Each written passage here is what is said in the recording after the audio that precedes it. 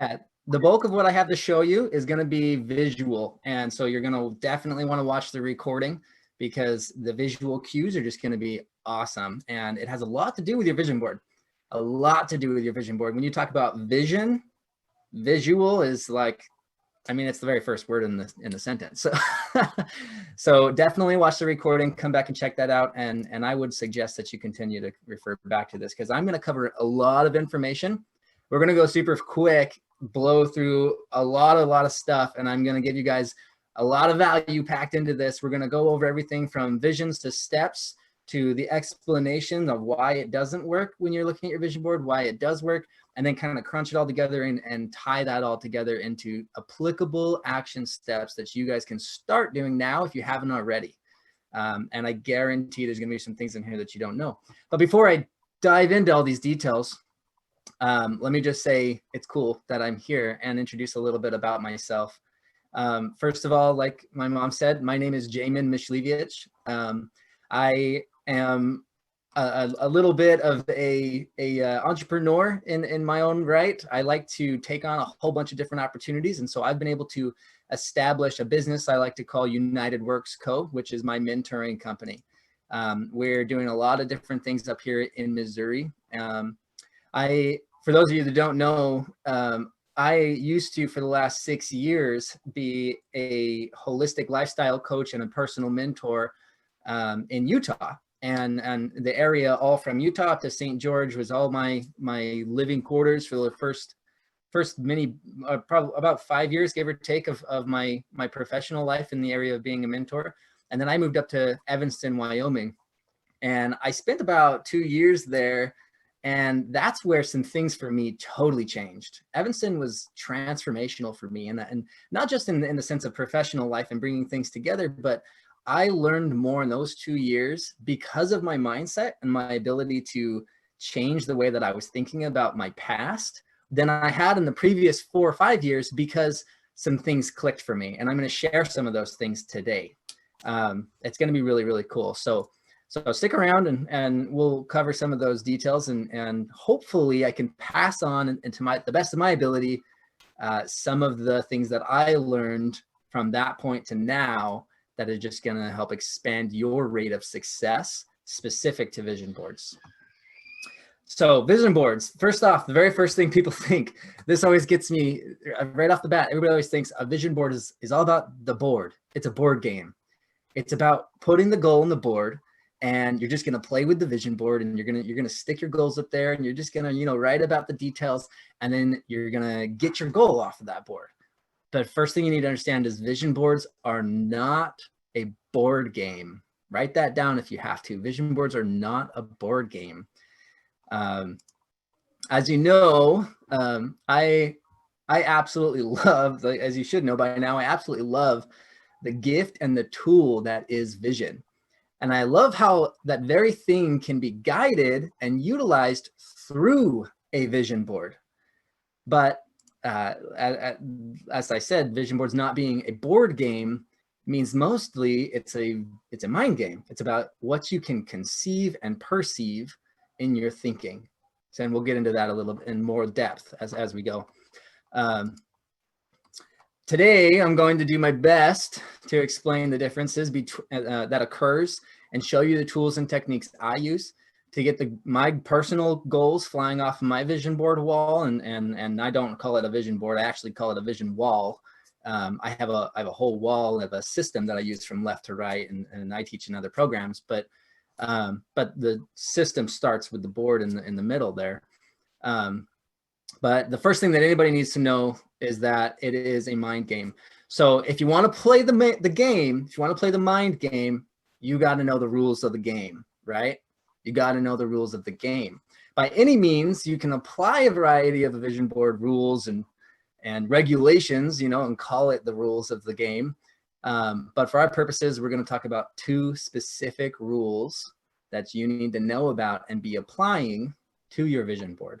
And if you're not, this is going to make a world of difference for you just with these steps. So let's get into it. So rule number 1, everything that we do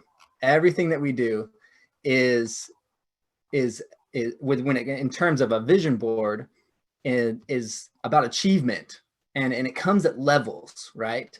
And we can increase those levels by playing a better strategy at the game. So we do that by applying better tools and better techniques, and as we learn and we grow. But vision boards are no exception to that rule. They serve as one of those better strategies, as one of those better tools and specific tools and techniques by default, because they don't work unless we use higher levels of interaction. So not only do things come to us in higher levels and different levels, but vision boards itself is actually requiring us to exist at a higher level in order for them to even function, which is really cool.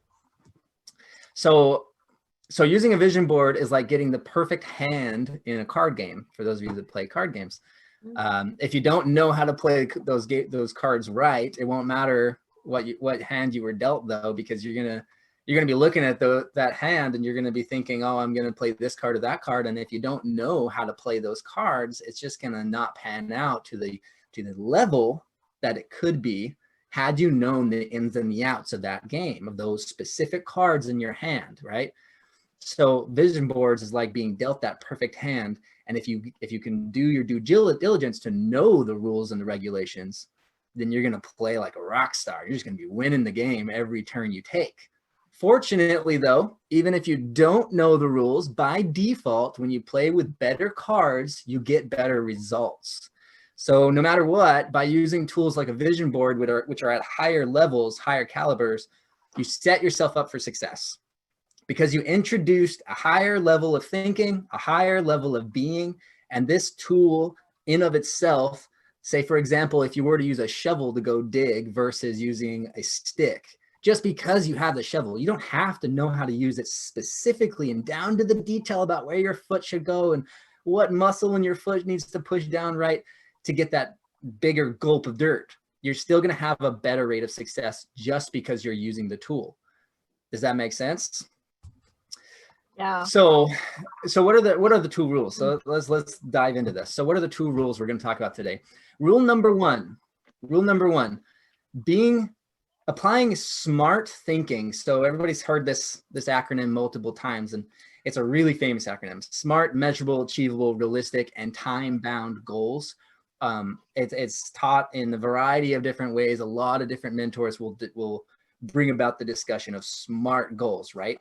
For our application, this is a critical step, because if you put something that's on your board and it's just way outside your realm of thinking and it's just super, super scary to you, your amygdala is going to get triggered, which is an organ in your brain that controls the fight or flight mechanism. So if you put something on your board that's just terrifying and you look at that, every single time you look at that, it's going to freak you out and your flight mode is going to come on, and you're just going to head for the hills, and you're going to be followed by all the negative talk that came up from your logical brain talking you out of why you couldn't achieve that. So every goal we set out to achieve will return to us a different yield, depending on the level of clarity we set as a precedence before we set out. This basic fundamental step can't be skipped. If you skip this rule of having smart and applicable goals, then you can't even abide by rule number two. So first rule, apply smart thinking when we're talking about our goals and our achievements, when you're putting what you want on your board. So rule number two is this is my favorite rule. Vision boards are a spiritual experience. Vision boards are a spiritual experience. It's an internal game with external results. They are not about what's on the wall. It is not about what is on the wall. It's not about it. You don't want what's on the wall. You want the experience that goal is going to give you. You want that experience, the result of having that goal. The physical achievement of a goal is just a target for the experience. It's just something to aim at, right? So just to recap, our thinking is smart and our tool is experience oriented. Okay, so a smart experience, equals a fulfilling life. So applying the rules, how do these two rules apply, being as simple as they may sound, how do they apply into the depths of what a real vision board experience is? What is a vision board experience? How do you actually apply these things? So this is going to get into some really cool stuff. It's some of my favorite stuff. So I hope you guys are ready. We're going to go through a lot of cool information, and then you're definitely going to want to look at the recording to come back through this, because I'm going to cover a lot of ground. Okay, so left and right brain. Most of us are comfortable with the idea that we have a left brain and a right brain system, right? Our left brain is logic and our right brain is creative. This is important because our logical brain will see an image on a board and do what I like to call a mind wipe. We set the goal on the table, or we put it on the board, right? And we say, okay, brain, this is what we're going to do next. And our logical brain kicks in, and totally laughing at us, it wipes it off the table, wipes it off the board, and says, ha, you've never done that. I have no evidence to support that that is something that you are even capable of. And ultimately, our logical brain's job is to keep us alive.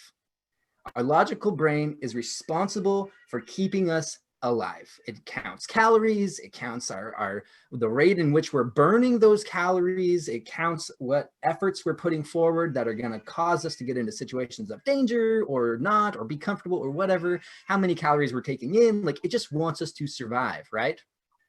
So when it kicks in and laughs at us, it has, your whole system has evidence to support that we should listen to our logical brain and also laugh at the goal. And so then you run away, your fight or flight kicks on, and you're like, yep, I can't do that, no more. And the negative talk follows to back it up. So we want to wipe that idea of wiping of mind wiping the slate totally away and out of our thinking. We have to bypass our mind and get into the right action steps, so that we don't have our brain keeping us from those steps any longer, talking us out of steps that we know are going to bring us more fulfillment in our life, and we know are going to bring us all this joy. So as soon as we set the goal on the table, our mind has a series of questions that it answers for us. It identifies if it's going to harm us or if it's going to be safe for us. And if our brain answers the questions for us, they answer it in the order you see on the slide right here. How, it says what, how, when, where, who, and why. And it's like in this panic mode, and it comes out with these questions. And as soon as you start thinking of the answers, or even diving into a little trickle of the solution to this, the idea of attaining this goal, it interrupts our thinking and it shouts, no, absolutely not. No, we could die. Can't do this. And I have no evidence to support this is safe, you know? And so we'll stay right here where it's comfortable, and we're going to do what we've always done. And so we can keep getting what we've always gotten, because it's served us to this day. We're still alive. So we know if we keep doing what we did, we're going to be alive. And that's a critical thing to understand. You've got to understand that part, okay? Do what we've always done, and we'll keep getting what we've already got. And what we've already got and what we've already done has led us to right now. I'm still alive. I'm still breathing. I'm still functioning.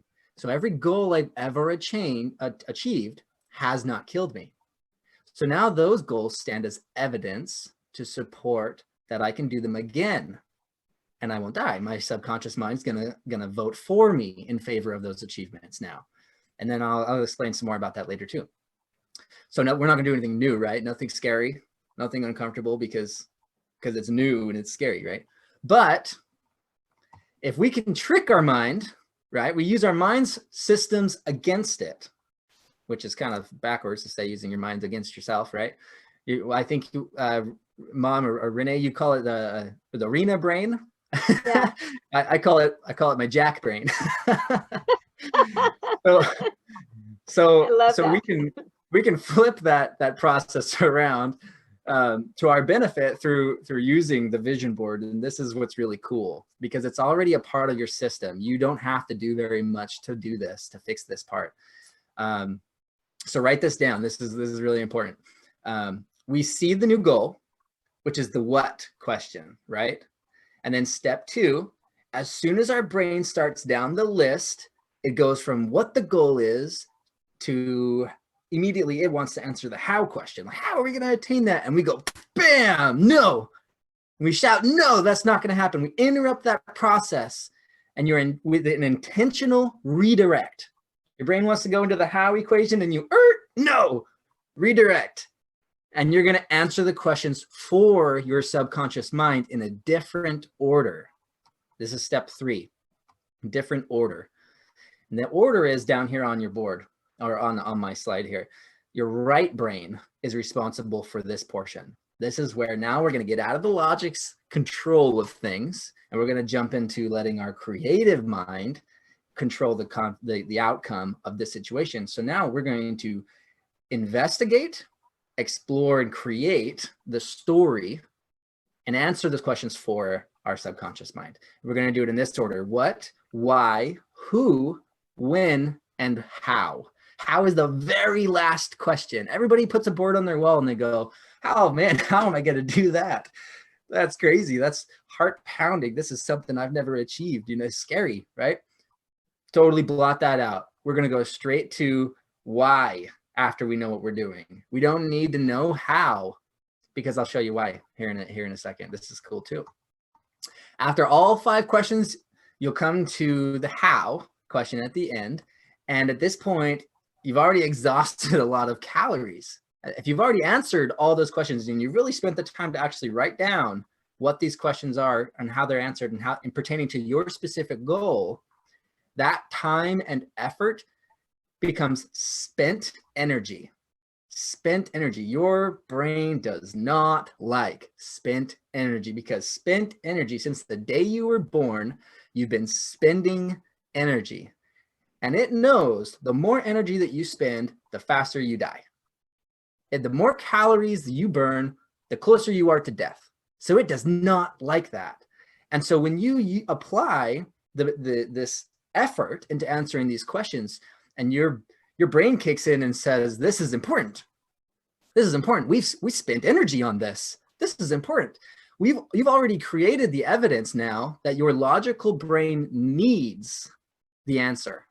And to justify stepping toward this experience, and all of a sudden the evidence that is important enough for the spent energy starts becoming worked on by your logical brain for you. And this is critical. So this takes us to step 4, which is being open to inspiration. Open to inspiration. If you've already answered these questions, you've already spent all that energy, you've already got it written down, you've gone through the details, you got the what, you got the why, the who, the where, the when, and you're down to the how, and you're like, I still don't know. Be open for inspiration. Now that you've answered every question, your brain is about to give you the how automatically, which brings us to step 5. Step 5 is all about experience. We need to step this up, right? We got to step this part up, because I want the how. I want the how so I can get the goal, right? I want that experience pronto. I don't want to wait. I don't want to wait. I could do it right now, right? We just snap my fingers and goal achieved. That would just be, well, that'd be phenomenal. But we would miss out on the experience and the whole education of being able to achieve something. And we'd miss out on all of that. And so what we can do is master it and speed it up. Now that we're getting creative, right? The creative mind is active in answering these questions and creating this story, creating this experience. We're playing by the rules through our creative mind by creating the experience. So this is where it gets really fun. This is the best part. This is the best part. Our left brain still taunts us with doubt all the way up until the goal is manifested and we're still alive, proving that it was a safe step for us to take, which then soothes the logically thinking brain, and it goes into whole brain creativity in helping us perfect and fine-tune that goal. Because of all that spent energy, it now needs that result. It doesn't like to waste life force. But we can speed this process up by really diving into that creative energy. So now we're into the experience phases of getting our goal full throttle. And at this point, we find any and every way to create the experience of having that goal. If it's a new house, well, guess what? You get to go tour homes. What do they call it in St. George? Tour de homes or something like that. Parade of homes. Parade of homes. That's right. You get to go to a parade of homes. Go experience something close or relevant to the goal that you're trying to achieve. If it's a new car, well, guess what? You get to go test drive every vehicle fitting your descriptions. If you want a vacation, practice vacating your regular life routines for playful and fun activities related to your goal, and so on and so forth for each goal you are manifesting, each individual goal. And you want to let your creative energy just go crazy here. Don't hold it back. If it sounds like it's too much for you to go do, well, you're holding yourself back from having the experience that is the experience you're trying to get when you get your goal. So this is the closest experience you've ever had to that goal. Why would you hold yourself back from that? Don't do that. The more experiences you have, the more information your logical brain will collect. Write that down. The more experiences you have, the more information your logical brain will collect, which will organize your thinking. All the pieces will start to fit together. Your creative brain will see all of this and they'll say, oh, this is fun. We can imagine colors, shapes, and sizes. And then your logical brain goes, oh my goodness, we spent all this stuff, all this energy. Let's help collect this data and we're going to organize it and sit it together like Tetris. It's just going to be this perfect fit of a puzzle. And you're going to start achieving your goal because you're now, both sides of your brain are functioning together. You have whole brain creativity working to achieve what you're setting out to do, which is really fun. This is where it just starts, you just start playing. You just feel that joy, right? So during this process, you're going to want to invite positive emotion into your experiences all the way to complete manifestation of your goal. You have to keep it positive. If you keep it negative in any way, it's repelling your goal. So positivity attracts your goals. This is a critical step. So now that you have a flowing creation energy and you are going to apply these points to fine tune that energy into what is called ACP, active creative power. ACP is all about the power of 3 tools that give us control over our natural tendencies. ACP breaks down like this: active creative power. So active, all about the active components. We have physical, audible, and emotional components. And active, the active phase of this is a masculine energy. It's get it done, get it done. And then creative is all about playful energy. So creation is joyful, passionate, playful. It's feminine energy. It's all about experience and wonder. And power, all about synergy.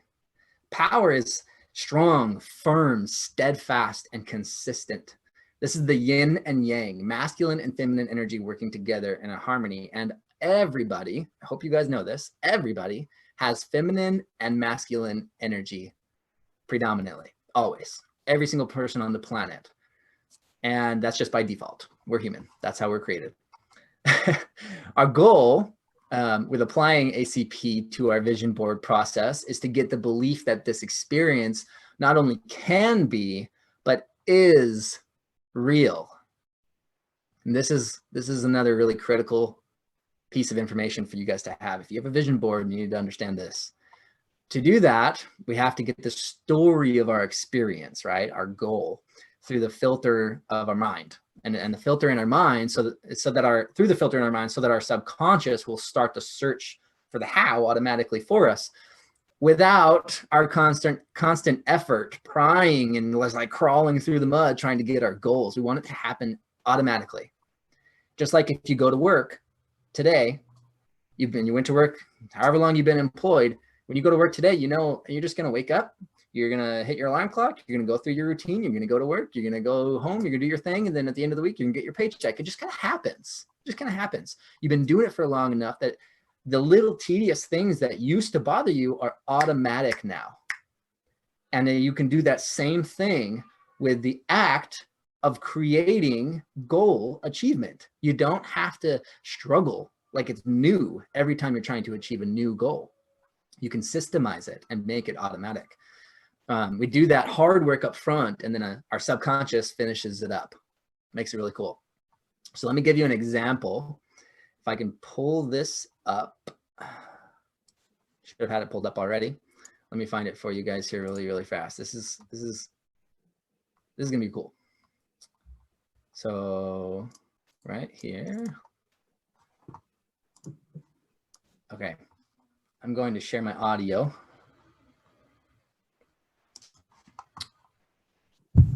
Okay, listen to this.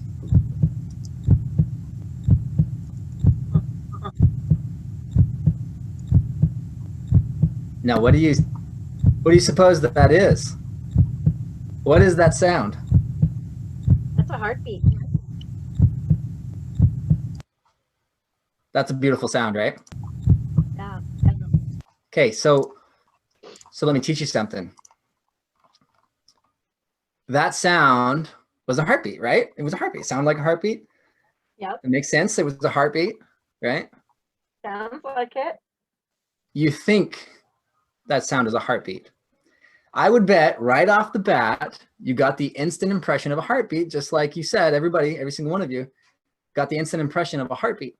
But you might have imagined the heart sounds up close as well in your mind, or maybe you, with your ears, like you imagined how it felt with your ears pressed against maybe your mother or a loved one's chest, and or maybe how it sounds as an infant in the womb, or some other memory came to your mind, right? Some visual impression came to your mind when you were listening to the heart.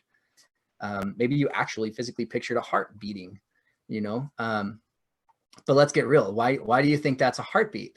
First of all, there's a visual trigger on the slide, and you're looking at a heart right here, right?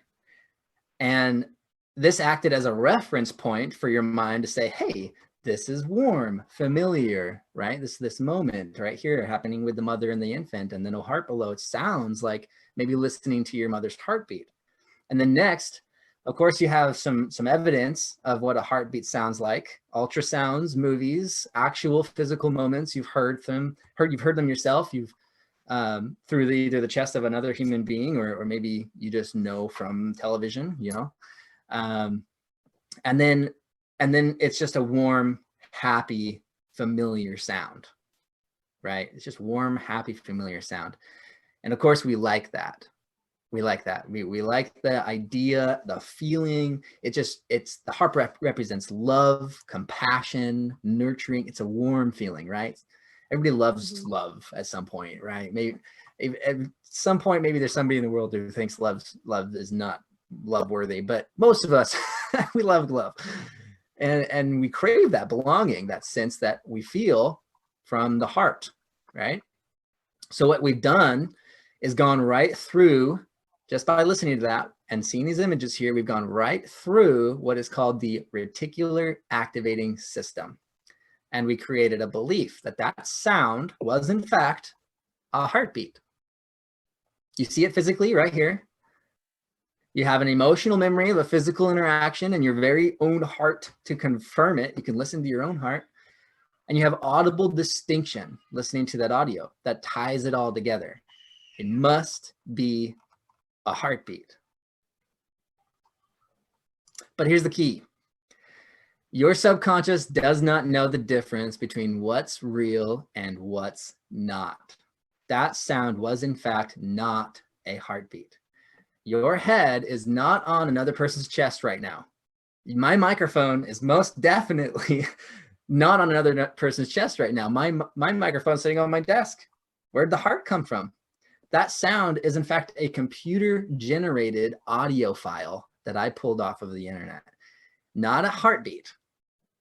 That is a computer generated audio file specifically created in a lab, an audio lab like this image right here. Made and specifically formatted to sound like a heartbeat, but it is not a heartbeat. And here's the file uploaded to my slide. I'll tell you, I'll play it one more time.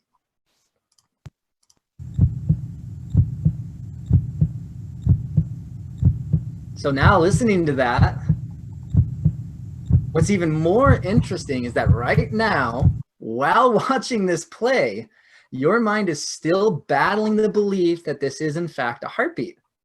You see the lifeline, right, in the video, beating up and down in sync with the audio as if it were a heart monitor or an ultrasound or something. And you have evidence to support that this is a recording of a real heartbeat, right? Not a fake knockoff computer generated sound of an authentic heartbeat, right? And that, my friends, is how you're going to get every item up on your board, off your board, and into your success binder. It's called evidence. Mm.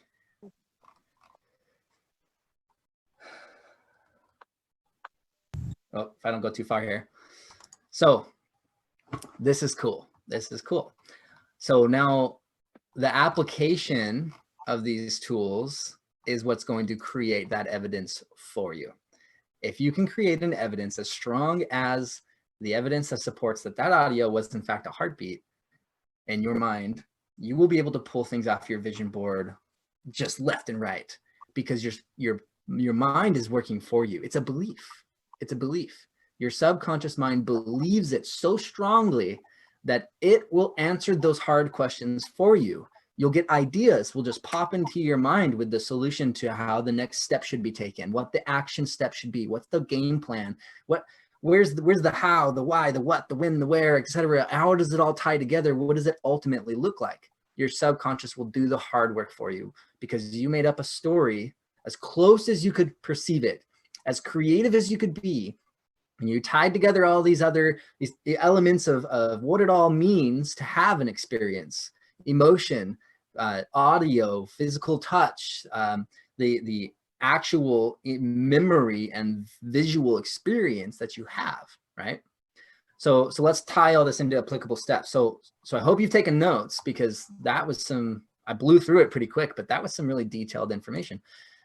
So step one, we're going to choose SMART goals. No matter what we do, when we put something on our vision board, we're going to choose SMART goals. Step two, answer the questions in order before your jack brain does. Your arena brain, right? Step three, create the experience. Have fun. Experience joy. I mean, you're achieving the next level. Don't make it desperate. Don't make it desperate. Don't put something on your board that you can't pull away from desperation and feel joy from the act of achieving it. Remember, it's not about what's on the board. Your life is not about the next thing you're going to achieve. Not at all. It's not about the next $100 you're going to get. It's not about the next $1,000 that's going to land in your paycheck. It's not about the home that you always wanted or the extra child you're looking for or the crazy car you've been dreaming of or just whatever willy-nilly goal you might have. You know, I always wanted oh, what's it called? Now I'm forgetting, I'm drawing a blank. A carbon fiber guitar, acoustic guitar. And they're like $1,500. I just can't, at this point, put it on my board because I can't justify it. So I'm still playing the mind game. I'm still playing the mind game, getting myself to the point where I can see that next thing as being time for it. So don't put something on your board that you can't full on go for. If you can't go for it, what's going to happen is you're going to talk yourself out of looking at your board and all your other goals are going to suffer. So put SMART goals on your vision board. Answer the questions in order before your negative Nancy mind comes up and does that for you. Create the experience. And remember, when I say negative Nancy mind, everybody has a negative side that comes up. We all have that. That's called being human beings. You don't have to be a negative person to have negative junk self-talk or negative I can't kind of language. It's just part of being human. But we can overcome that in certain things by doing things like this. So then we create the experience. We have fun. We experience joy, etc. Then we are consistent. We are collecting enough evidence through our experiences that we're having so that it becomes automatic. So your brain will answer the how question on its own. And as soon as that how question comes around, and we're staying open to inspiration because we're going to keep a notepad on the side of our bed. So your brain will give you the answer, right? And at whatever moment, and we don't want to miss it. And 9 times out of 10, it will come in the quiet times. It'll come when nothing's going on, which is mostly in the morning. You'll get the chance to wake up super, super, super early, like ridiculously early, like 3 a.m., right? You just wake up in the morning and roll over, grab your notepad, and just put your pen on the paper and say, I'm ready for the how now. Mhm. Something will come to you. Something will come to you. And you write that down. And then you do what you wrote down. Do what you wrote down. Follow through. If you don't follow through, your brain will stop giving you answers. You'll stop getting them. The inspirations will stop coming because you have a backed up reservoir of all these unacted steps. So act on them. Act on them. And then in the process of staying open, we got to remember staying open for inspiration. You got to remember that our brains are data supercomputers. We collect data from the second we are conceived and have a conscious mind and perception of things all the way to the day you die, the second it happens. You just have to convince it to hand it over to you. Your mind already knows 9 of the 10 goals that you're ready to achieve. It's already got the answer. It just doesn't think it's safe. It doesn't know that you're going to survive. It thinks you might die. It's scary, unknown, and unfamiliar, right? And its job is to keep you alive. And so we take these steps, and by using our creative mind and our logical mind synergistically, we create this ability to achieve a comfortable logical mind in an uncomfortable new condition, and it answers it for us. So then I have a little bit of a bonus for you. Combating self-sabotage. This isn't something that was going to be a part of the recording, but I want you guys to know this. I felt like it was important when I was putting this together. Your board will not work if you don't as soon as you turn away from your board and you walk away, if all of a sudden you down talk everything that you just did. And because we're human, we have all these negative thoughts come to our mind, whether we can be positive, we can have declarations, we can stand in front of our board and we can talk ourselves up and just be gung-ho, ready to go. And then you turn away from your board and you walk away, and what happens? It floods in, and you start feeling the low energy come back because you're not in the moment of high peak expression anymore. And you start to doubt your ability to fulfill that side of the equation. And you go through this can't language, and thoughts just kind of hit you. And whether or not you like them, or they came on purpose, or they were totally accidental, they came out of the blue and took you by surprise, it's totally irrelevant. The fact is we're human, and new things are unknown, and unknown things are scary, and our brain wants us to survive, and scary things are known as bad. So so that happens. So our internal dialogue is just part of life. So I suggest you keep a shredder next to your vision board. Writing down the exact negative thought that came to your mind the moment that you look away from your board and you call it done, and you turn to walk away, step a foot to the left in front of that paper, put your pen on that and write. And I would put a line down the middle and put on the left side whatever negative thoughts came, and for every negative, put 2 to 3 positives on the other side, and just rip that down the middle, crunch up the negative stuff, etc., or whatever, put it in the shredder if that's how you do it. I like to use the shredder, and then leave the positive side next to your board, because tomorrow when you come back, or that same night, if you're looking at it like you should be at least 3 minutes at night, 3 minutes in the evening. If you're looking at it like you should be, when you come back that night, you'll look at your board, and guess what thoughts are going to come up? Those thoughts. And those negative thoughts that you burned, that you ripped up and you put in the shredder, are same day thoughts. They're not tomorrow's thoughts, they're same day thoughts. So what you're going to do is you're going to read the positive, direct combat statements that are sitting very neatly right there, ready for you next to your board. And those become your night's declarations. Tomorrow morning, you're going to have a set of new declarations for your vision board, because every day you're going to have some new trial, and that's just how we live in this life. But one critical aspect that you're going to want to be able to wrap your minds around, and I have mine right here. This is called a success binder, and it's really simple. And I don't know, maybe my mom has taught you this, and maybe she hasn't. But a success binder is simply that. It's a binder containing all of your successes. It doesn't have to be complex or pretty or fancy in any way. It just has to contain the stories of your successes. No matter how big they are and no matter how small they are, you want to put them on the board. Because this is going to serve as an evidence.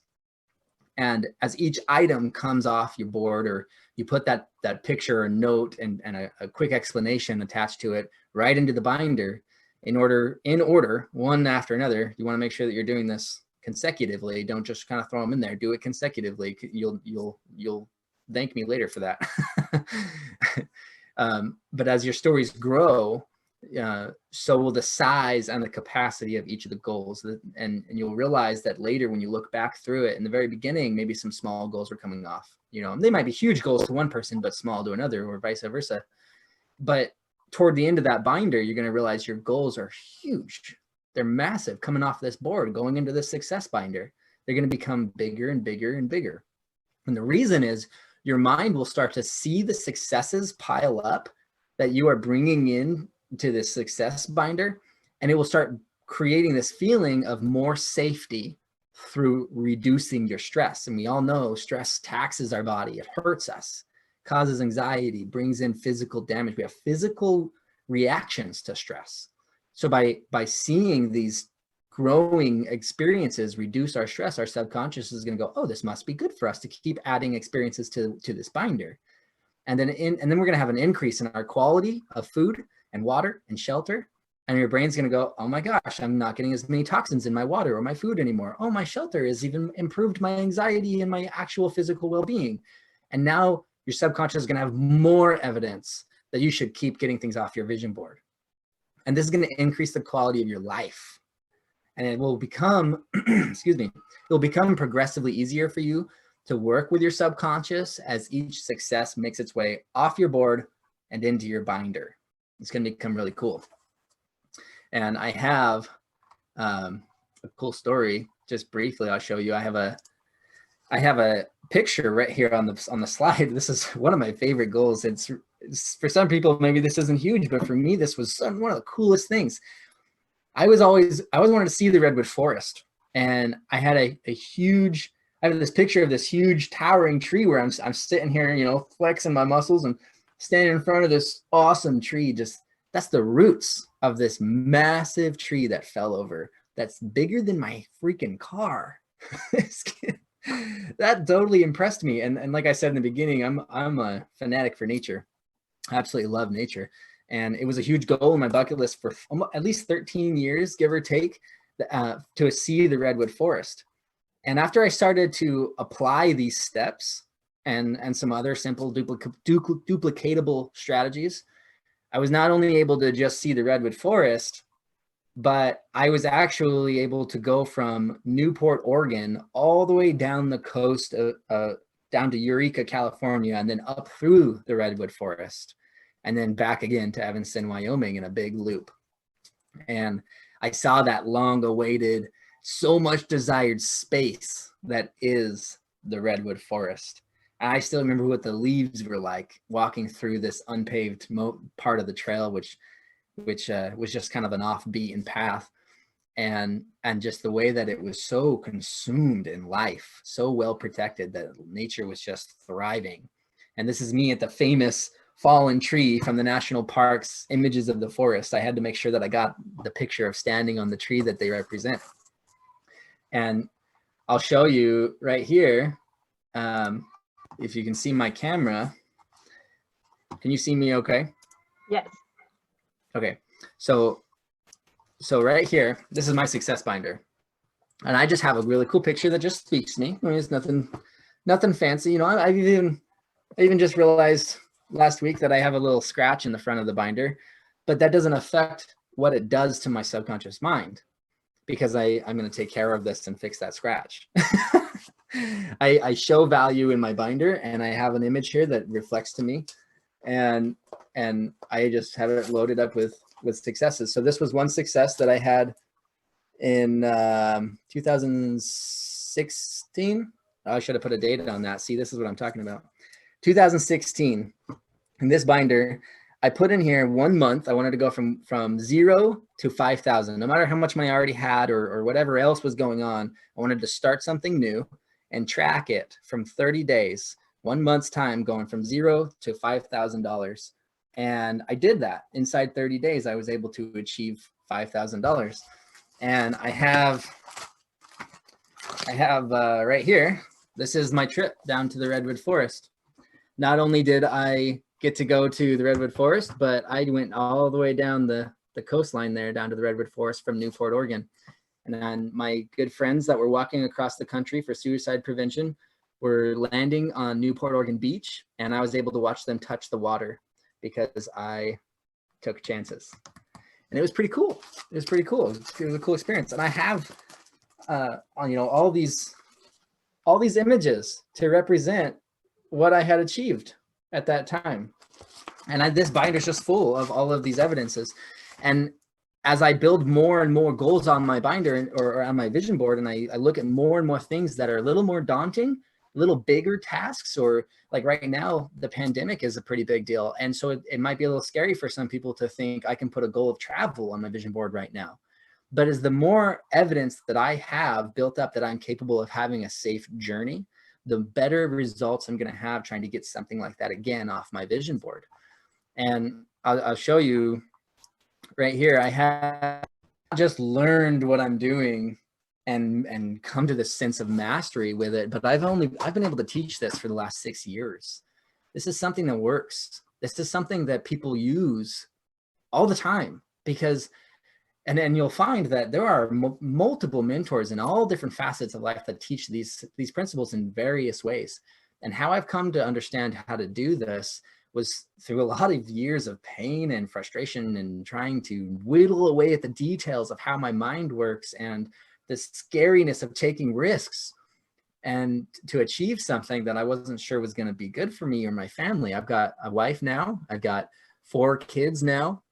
I've spent almost $15,000 in personal mentorships to learn what I just showed you and a little bit more. But these details are the foundation. These details are the foundation. And this is where you want to start.